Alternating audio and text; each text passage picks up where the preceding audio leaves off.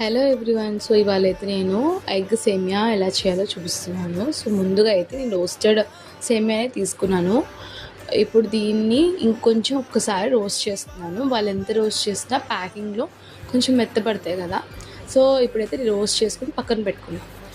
ఒక బాండీ అయితే తీసుకోండి, కొంచెం పెద్ద వెజలే తీసుకోండి.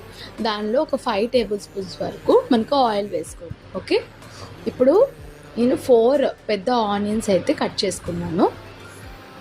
మీరు ఇలా కూడా కట్ చేసుకోవచ్చు, ఇంకా సన్నంగా కూడా కట్ చేసుకోవచ్చు. కొంచెం మంచిగా వేయించుకోండి. ఇప్పుడు పచ్చిమిరపకాయలు ఉంటాయి కదా, అవి కూడా వేసుకోండి. నా దగ్గర అవైలబుల్ ఇవే ఉన్నాయి కాబట్టి నేను కొంచెం కారం కూడా వేసుకున్నాను. సో దీన్ని బాగా మిక్స్ చేయండి.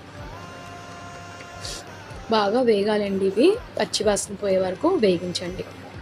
దాని తర్వాత పసుపు ఒక 1/2 tablespoon, ginger garlic paste ఒక 1 టేబుల్ స్పూన్ వేసుకోండి.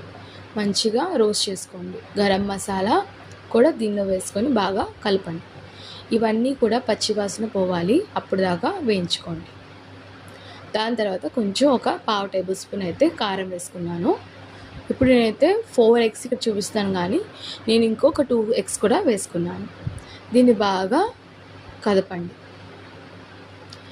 ఎంత బాగా మిక్స్ చేస్తారో మీకు ఎగ్ స్మెల్ అనేది, నీసు వాసన ఉంటుంది కదండి, అదంతా పోతుంది అన్నమాట. మనకి అదంతా వాసన అంతా పోతుంది. మేము ఎంత బాగా మిక్స్ చేసుకుంటారో ఫస్ట్ ఇలా కదిపేయండి. ఎందుకంటే మనకి ఎంత బాగా మీరు కదుపుతారో మీ చిన్ని ముక్కల కింద అయిపోతాయి అన్నమాట.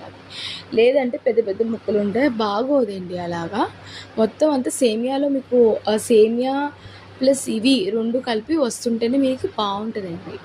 సో ఈ విధంగా అవుతుంది.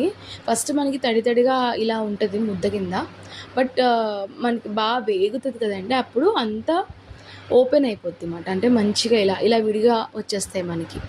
సో ఈ విధంగా మంచిగా వేగిన తర్వాత, అంటే బ్రౌన్ కలర్ వచ్చే తర్వాత మనము వాటర్ అయితే సేమియా అయితే నేను 4 గ్లాసెస్ వేసుకున్నాను. అంటే 4 గ్లాసెస్ సేమియా వేసుకున్నాను, అంటే ఒక 7 మెంబర్స్కి వండుతున్నాను నేను.